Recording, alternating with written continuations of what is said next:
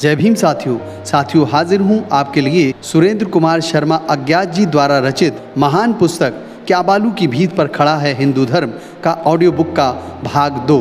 और साथियों, audio book शुरू करने से पहले आपसे एक गुजारिश करना चाहूँगा, अगर आप हमारे चैनल पर नए हैं तो चैनल को तुरंत सब्सक्राइब कर दें और पास वाले बेल आइकन को भी दबा दें और लाइक तो अभी के अभी कर दें और दोस्तों और परिचितों के साथ साझा भी कर दें।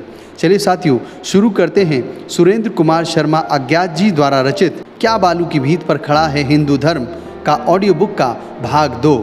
और साथियों, आगे की ऑडियो बुक कुछ इस प्रकार है। विदेशों से तुलना। दुनिया के देश उन्नति इसलिए कर पाए कि वहाँ वैचारिक खमीर काफ़ी देर पहले ही उठना शुरू हो गया था।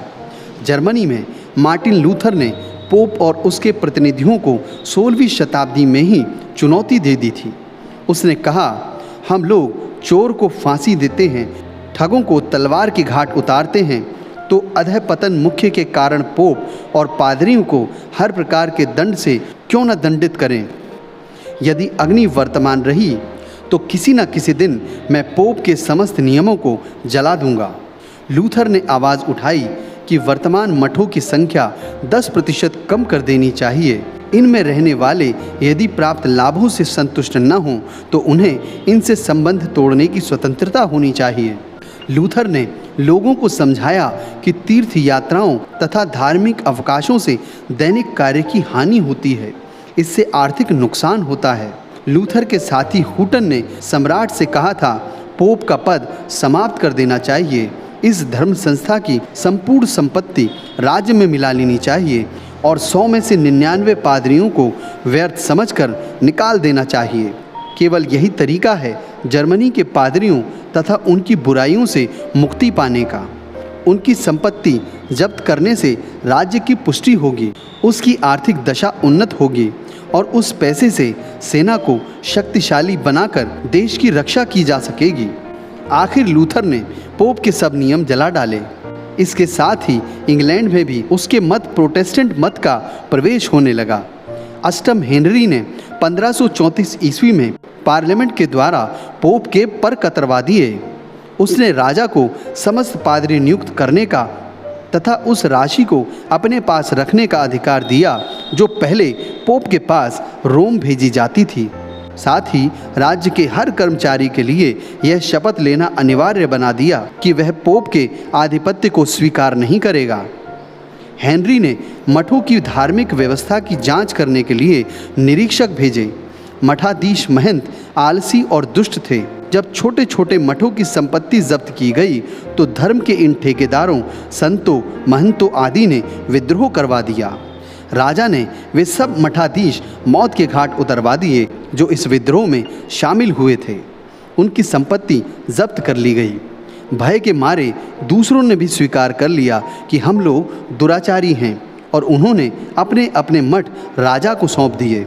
मठों की सारी सामग्री बेच दी गई। भूमि को या तो राजा ने अपने कब्जे में ले लिया या फिर बेच दिया। इन मठों के नाश के साथ ही साथ धर्म मंदिरों की उन प्राचीन मूर्तियों तक को तोड़ दिया गया जिन्हें पोप का आशीर्वाद प्राप्त था। यहाँ तक कि गिरजाघरों में लगे रंगीन शीशे भी तोड़ दिए गए, क्योंकि बहुधा उनमें भी मूर्तियाँ बनी रहती थीं। चुनाव की प्राचीन प्रथा को तोड़कर अब यह निश्चित हुआ कि राजा स्वयं ही बिशप को नियुक्त करेगा। इस मामले में कई अभूतपूर्व कदम उठाए गए। कैंटरबरी के महात्मा टॉमस की मूर्ति तोड़ डाली गई और उस महात्मा की हड्डियां जला दी गईं। वेल्स में काठ की एक मूर्ति की पूजा होती थी, उसे तोड़कर एक ऐसे साधु को जलाने के लिए इस्तेमाल किया गया जिसने राजा की आज्ञा न मानकर पोप की आज्ञा मानी थी। इस तरह धर्मगुरु के चंगुल से मुक्त होने और उसे सत्ताच्युत करने के बाद ही इंग्लैंड विज्ञान में प्रगति कर सका। 18वीं शताब्दी के अंतिम और 19वीं शताब्दी के आरंभिक दशकों में वहाँ हुई औद्योगिक क्रांति उसी वैचारिक व धार्मिक क्रांति का फल थी जिसके बीज पिछली 16वीं 17वीं शताब्दियों में बो दिए गए थे। 19वीं शताब्दी में यूरोप के अनेक देशों में स्वतंत्र चिंतकों, वैज्ञानिकों, आविष्कारकों आदि को तंग किया जाता था। वे सब इंग्लैंड पहुंचकर निर्भय होकर अपना अपना काम आगे बढ़ा पाए। क्योंकि वहाँ वैचारिक स्वतंत्रता थी, कठमुल्लापन नहीं था।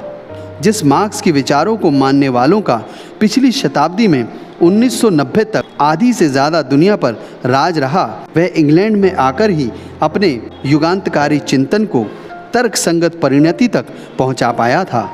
मार्क्स को 1843 में जर्मनी छोड़कर पेरिस जाना पड़ा।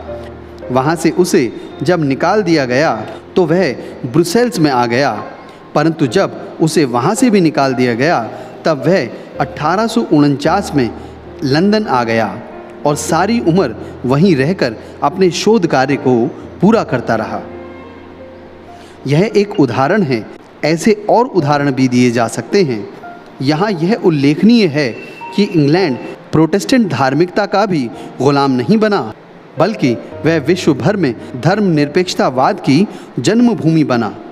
1851 में जैकब हैलियोक ने इस शब्द सेकुलरिज्म का सर्वप्रथम प्रयोग किया और इसे एक आंदोलन का रूप दिया। धर्मनिरपेक्षता का जन्म। ध्यान रहे, होलियोक का धर्मनिरपेक्षतावाद हमारा भारतीय धर्मनिरपेक्षतावाद नहीं था। यह तो वस्तुतः छद्म धर्मनिरपेक्षतावाद है। वास्तविक धर्मनिरपेक्षतावाद सांसारिक समस्याओं के समाधान में ईश्वर सहित किसी अलौकिक सत्ता के हस्तक्षेप अथवा उसकी प्रासंगिकता को स्वीकार नहीं करता।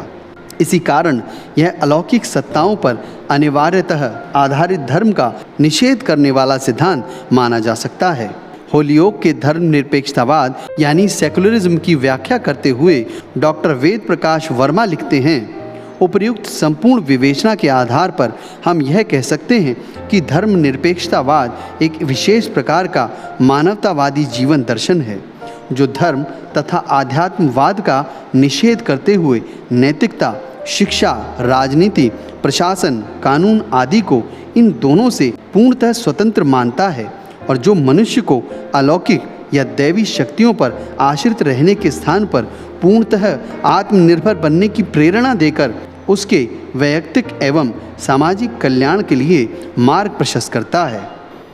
हैलियोक ने धर्मनिरपेक्षतावाद के द्वारा इंग्लैंड के वातावरण को तर्कसंगत, वैज्ञानिक दृष्टि संपन्न, कट्टरता मुक्त और विरोधी विचारों के प्रति सहिष्णु बनाया, तो ब्रैडलाफ ने कानूनों को धर्मों की जकड़बंदी से मुक्त करवाने में अपना योगदान दिया। उन्होंने अपने प्रयत्नों से ईश्वर के नाम पर शपथ लेने की बाध्यता खत्म करवाई और ओथ्स बिल पारित करवाया, जिससे ईश्वर की सत्ता में विश्वास न करने वालों के लिए सत्यनिष्ठा के नाम पर शपथ लेना संभव हो गया। डार्विन की खोजें। ऐसे वातावरण में ही डार्विन का विकासवाद या युगांतकारी सिद्धांत विकसित हो सका, जिसने सारे संसार के परंपरागत चिंतन की चूलें हिला दी। भारत में ऐसा वातावरण कभी नहीं बना है। यही कारण है कि यहाँ आकर बसने की इच्छा किसी विदेशी विचारक और वैज्ञानिक ने कभी जाहिर नहीं की। इसके विपरीत भारत के आला दिमाग भी जिस शिखर को विदेश में जाकर छूते हैं, उसे भारत में छूने में वे एकदम असफल रहते हैं। हालांकि गाया यह जाता है कि यहाँ की धरती को ऋषि मुनियों, पीरों फकीरों, गुरुओं, भक्तों के आदि के चरण स्पर्श का गौरव प्राप्त है।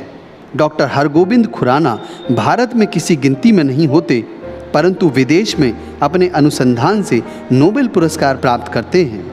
कल्पना चावला भारत में कुछ भी नहीं सिद्ध होती, परंतु अमेरिका में एक सितारे की भांति चमकी।